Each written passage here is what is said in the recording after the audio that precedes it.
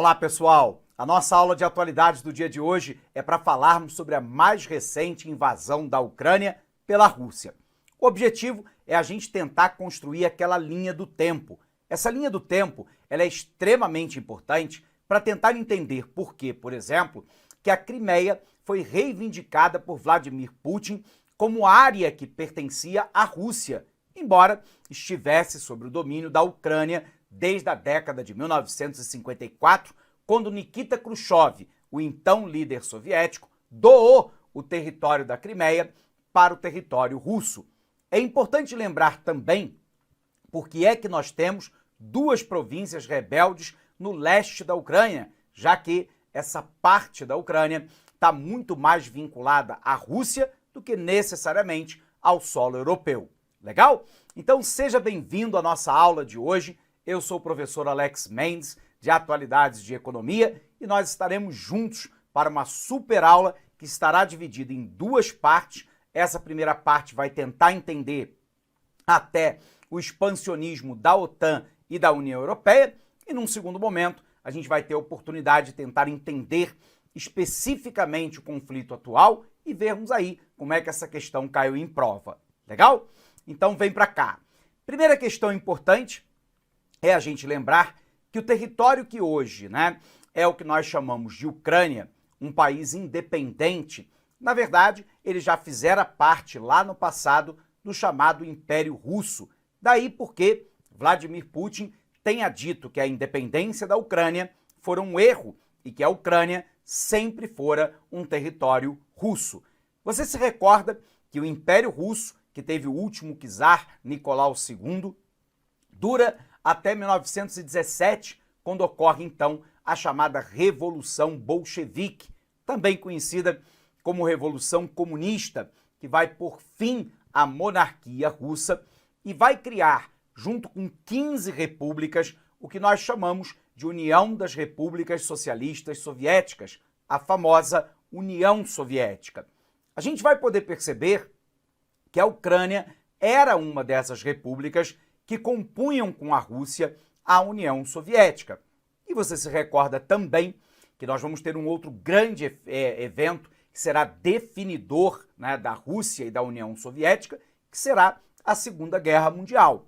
Na Segunda Guerra Mundial, nós tivemos um conflito armado de 1939 a 1945, opondo dois grandes grupos principais.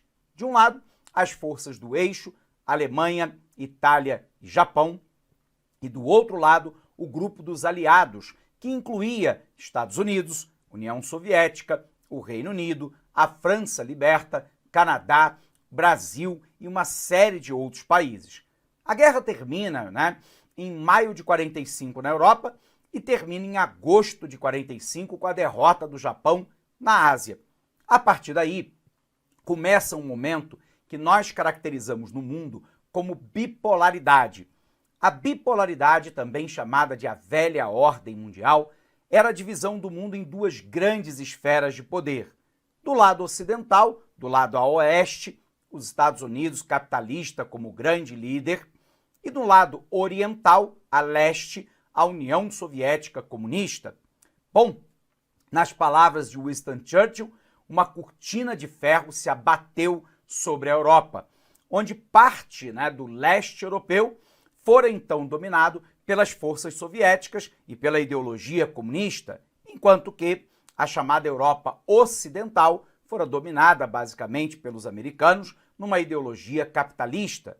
Lembrando lá que essa bipolaridade ela vai dar origem a conflitos indiretos, como por exemplo a Guerra da Coreia na década de 50, a Guerra do Vietnã na década de 60 e a Guerra do Afeganistão na década de 70, vai dar origem a uma corrida armamentista, a uma corrida nuclear, a uma disputa sobre a influência dos países, e isso quase que leva o mundo, na década de 60, a uma terceira guerra mundial e a um conflito nuclear.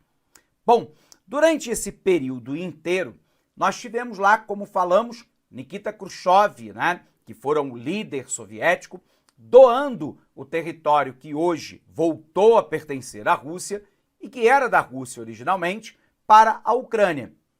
Lembrando lá que a Ucrânia ela faz uma ponte, né, entre a Europa Ocidental e a Europa Oriental.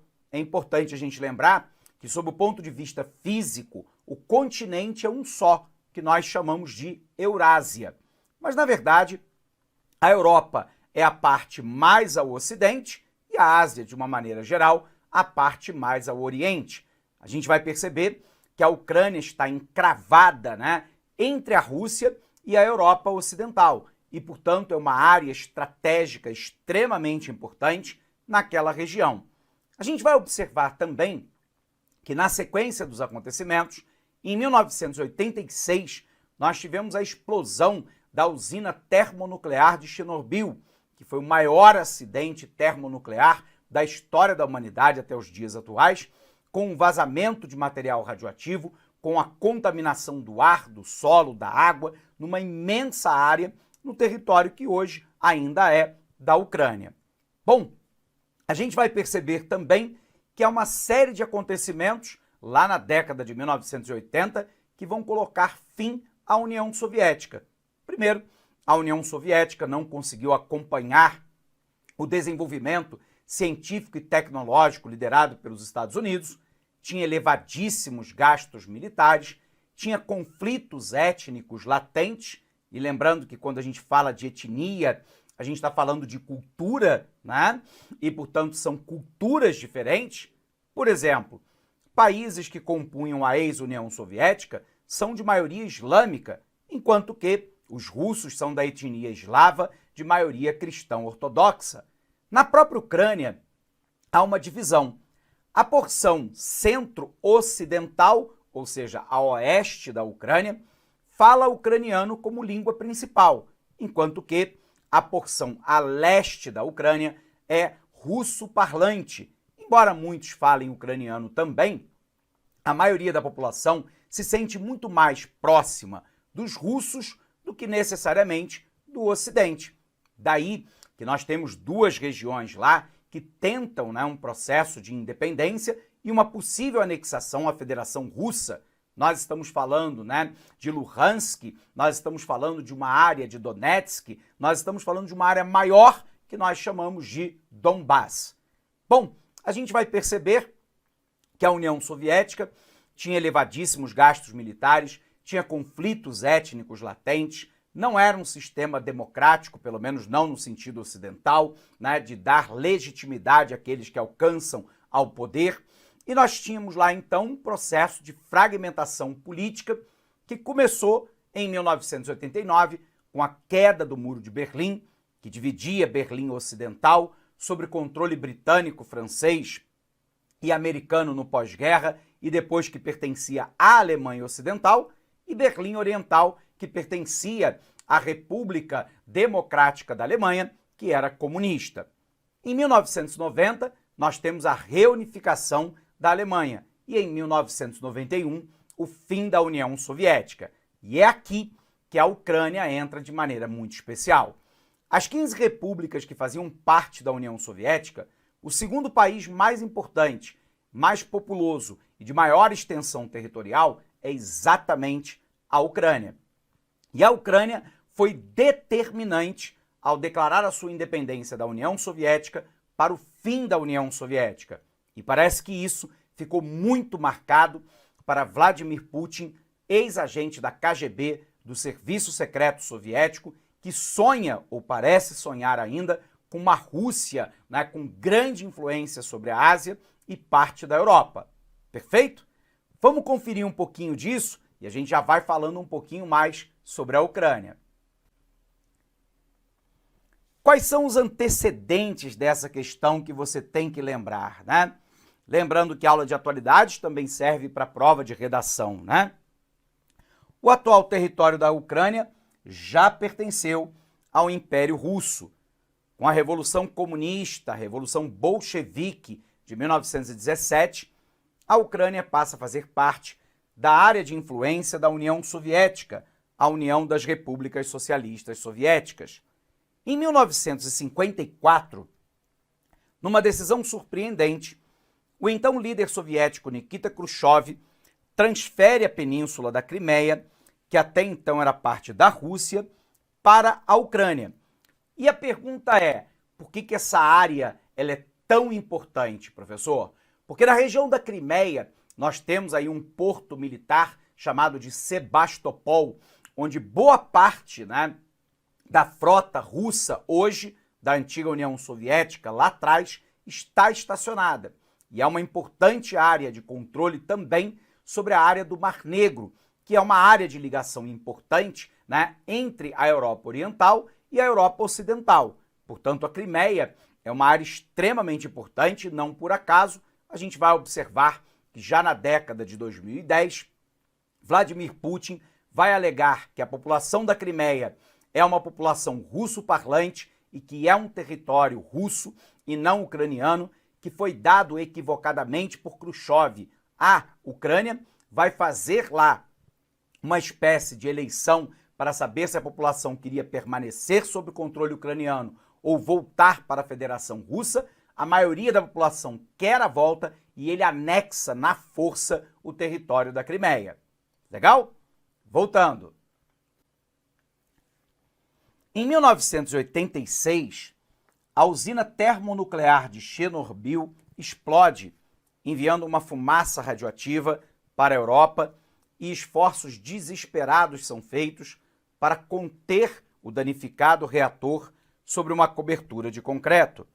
Em 1991, a Ucrânia declara sua independência depois de um fracassado golpe contra o presidente soviético Mikhail Gorbachev, que levou ao fim da União Soviética. Na verdade, há uma sequência, né? Em 1989, só para a gente lembrar, nós temos a queda do Muro de Berlim.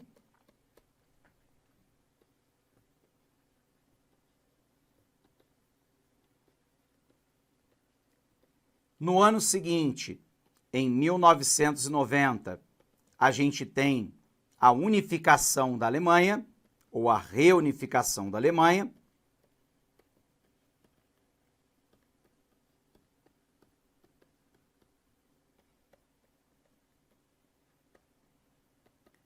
E vamos observar que em 1991 a gente tem finalmente o fim da União Soviética. Tudo bem? Bom, dada essa sequência, então, de acontecimentos, né, nós vamos observar que vários países formavam aquilo que nós chamávamos de bloco soviético, né? Países, por exemplo, como a Estônia, Letônia, Lituânia, a Bielorrússia, hoje chamada de Belarus, e uma das aliadas principais de Vladimir Putin na Rússia, o próprio território da Ucrânia, mas também a Moldávia, Geórgia, Armênia, Azerbaijão, Turmequistão, Uzbequistão, Cazaquistão, Quirguistão e Tadiquistão. Esses países formavam a União Soviética. Mas nós tínhamos também os países satélites da União Soviética, como a Polônia, a Hungria, a Romênia e a Bulgária. E tínhamos lá países comunistas europeus que romperam com a União Soviética em determinado momento. Bom, qual é a grande questão, né? A gente vai observar que a Ucrânia ela era a pedra angular desse processo de fragmentação da ex-União Soviética, por aquilo que nós falávamos, né? A Ucrânia é o segundo país de maior extensão territorial da União Soviética, era o segundo país mais populoso e era o segundo país mais rico da União Soviética. Quando a Ucrânia, então, toma a decisão pelo processo de declarar a sua independência, as outras repúblicas automaticamente foram fazendo o mesmo e nós temos, então, o fim da própria União Soviética. Legal? A Ucrânia era a pedra angular da União Soviética, a segunda nação mais populosa entre os 15 do Estado do regime socialista. A decisão de romper com Moscou em 91 foi crucial para a queda da superpotência. Em seus 30 anos de independência, a Ucrânia buscou o alinhamento com a União Europeia e a OTAN, enquanto profundas divisões internas separavam a população. De um lado, a maioria da população de língua ucraniana, que ocupa o centro-oeste do país, apoiavam a integração com a União Europeia, E no lado centro-oriental, a população russo-parlante, que na verdade quer manter a Ucrânia sobre uma área de influência russa. E aqui é que mora o problema da invasão atual dos russos em relação ao território ucraniano. Nós tínhamos lá um presidente, chamado Viktor Yanukovych, que era basicamente um presidente pró-Rússia e que havia rompido com determinados acordos para levar a Ucrânia para a União Europeia e, quem sabe, para a OTAN. Primeiro vamos lembrar, então, o que é a OTAN. A OTAN é a Organização do Tratado do Atlântico Norte. É um pacto de defesa mútua, basicamente capitalista ocidental, liderado pelos Estados Unidos. Inicialmente eu quero pedir licença aos seus estudos, pois interrompi, mas esse vídeo é um vídeo demonstrativo do nosso curso completo, ponto a ponto, 100% focado no concurso de Astolfo Dutra do município para o cargo especificamente de guarda municipal, tá certo? Cara, vem estudar com a gente. Essa aula é uma aula demonstrativa, nós colocamos aí apenas 150 vídeos, nós temos muito mais vídeos, eu tenho certeza, mas certeza absoluta, se você cumprir a nossa metodologia, o nosso Personal Coach, aqui na Lá Concurso você vai ter uma metodologia chamada Personal Coach. Personal significa pessoal e coach significa treinador. É o estudo em regime de metas. Isso é só aqui na Lá Concursos e eu tenho certeza que você ficará super satisfeito. E para você aí do município, promoção, investimento apenas R$ 100. R$ 100, é isso mesmo. O que você faz com R$ 100? Professor, parcela em 10 vezes sem juros ainda esses R$ 100. Então vem estudar conosco aqui da LAC Concursos. Forte abraço, espero vocês. Tchau, tchau. Clique like.